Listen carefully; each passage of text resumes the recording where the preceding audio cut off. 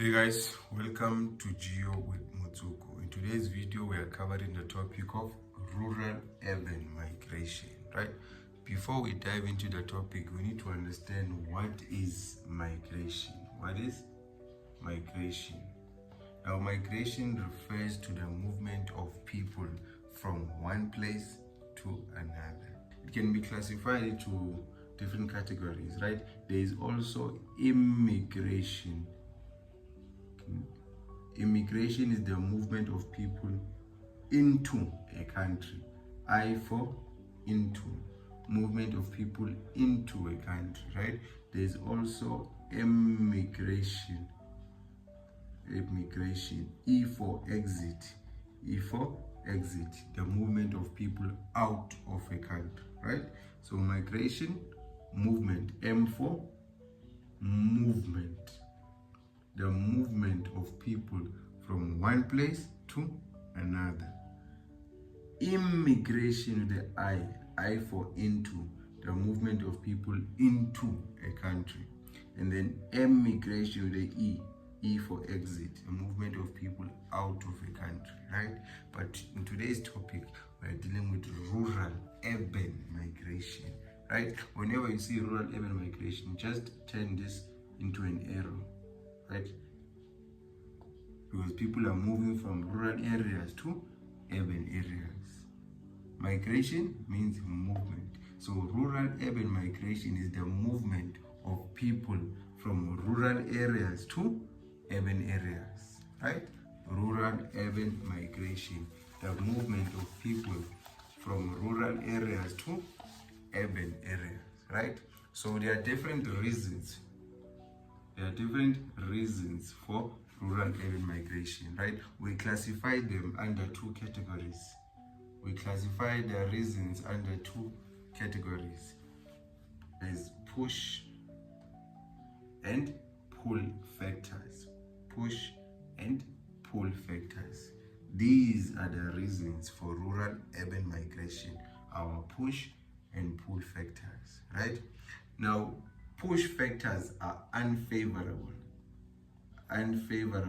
conditions which push people away from a certain area, right? It's unfavorable, it's pushing you away from that area. Whereas pull factors are favorable conditions which attract you to a particular area. So push factors repel because they push you away, and then pull factors attract you to a certain area, right? Now, some of the push factors in rural areas, remember, most push factors are found in rural areas. Most unfavorable conditions are found in rural areas. I'm not saying that in rural areas there are no pull, but there is more push factors. There is more unfavorable conditions, right? Such as lack of job opportunities, right? Lack of services, lack of entertainment, lack of entertainment facilities. There is poor infrastructure in rural areas, etc. There's more push factors. There's a lot of push factors, right?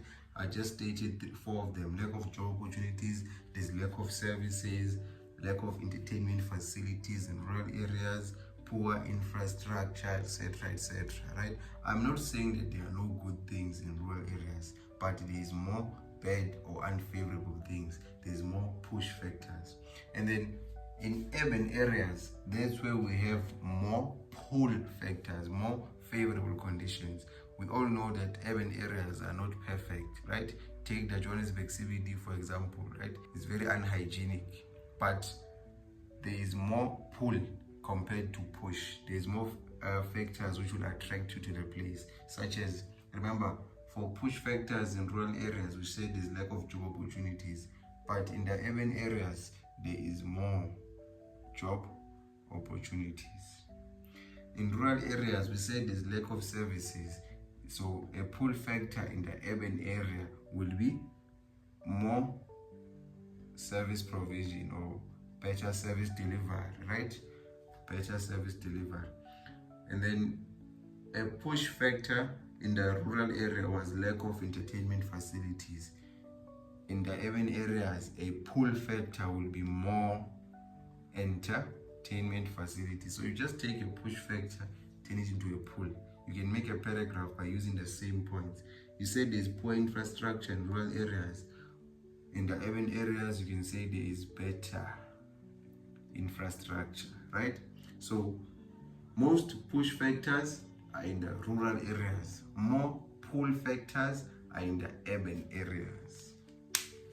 Remember, I said push factors are unfavorable, and we get most of them in rural areas. Pull factors are more favorable, they attract you to an area, so we get them where? In urban areas. But remember, we are not saying urban areas are perfect. There are some push factors there, but pull factors are more dominant. Okay, now let's talk about the consequences, the outcomes. There will be consequences on the rural areas and on the urban areas. If people move from rural areas to urban areas, the rural area is going to be affected. If people move from rural to urban, the urban area is also going to be affected. But how? Let's start with the rural area. If more and more people move away from the rural area, remember, when people move to urban areas for job opportunities, for example, it's normally the people who are economically active, the working population. So the very old and the very young get left behind, which reduces productivity, right? Because the people who are able to work will move to urban areas, leaving behind the very old and the very young, which reduces productivity in the rural areas. There will be less people to work in the farms, etc., right?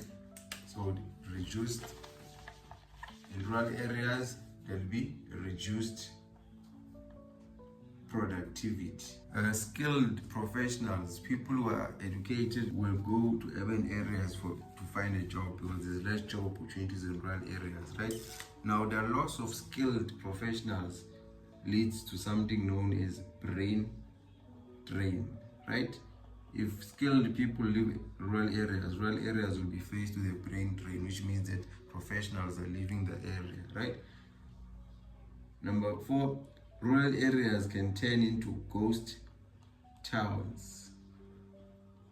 They will be abandoned. That's what ghost towns mean, that rural areas will be abandoned. There will be no one living there. They will turn into ghost towns, right? Number 4, family ties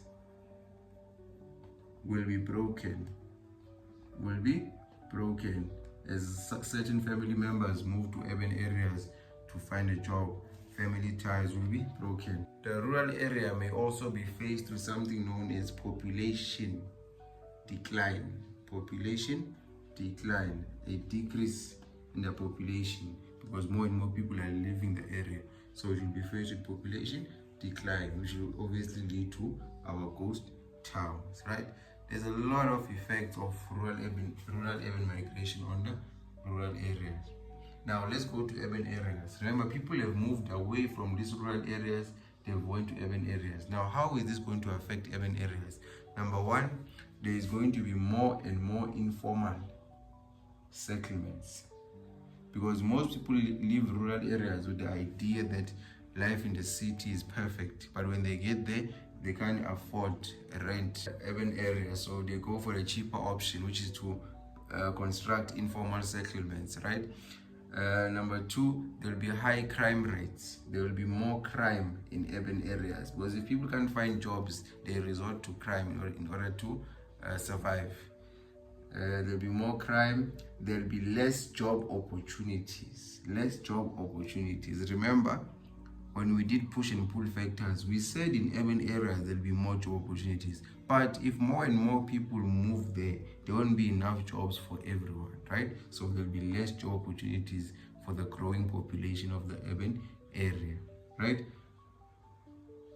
Number 4, in urban areas, there will be overpopulation.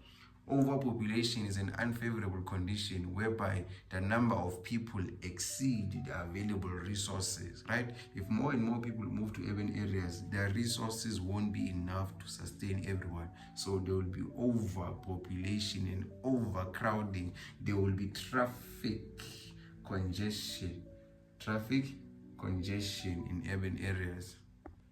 I've given you a definition of rural-urban migration. I've given you push and pull factors, the causes of rural-urban migration. I gave you the consequences. Now I need to give you the solutions. How can we make people remain in the rural areas? How can we stop rural-urban migration? Now, before I go there, you need to know that the opposite of rural-urban migration is counter-urbanization. This is when people move back to the rural area, counter-urbanization, the movement of people back into the rural areas.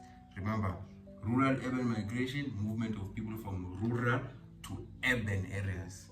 But when people now move from urban back to rural areas, that's counter-urbanization. Now, how can we promote counter-urbanization? How can we solve this problem of rural-urban migration? Number one, we can create more job opportunities where in rural areas, so that people can remain there in rural areas, so that rural areas don't turn into ghost towns, so that rural areas do not become brain drained. We can create more job opportunities. The government can do this by opening more businesses so more people can get jobs, and therefore they won't have to go to urban areas, right? Number two, we can create more entertainment facilities. Remember, one of the things which were lacking in rural areas was entertainment facilities. If we create more, then people can remain in the rural areas, right? We can improve infrastructure such as roads and buildings, improve infrastructure in rural areas, right? I want answers to be specific. We're doing these things in rural areas so that people remain there, right? Improve infrastructure in rural areas, improve service delivery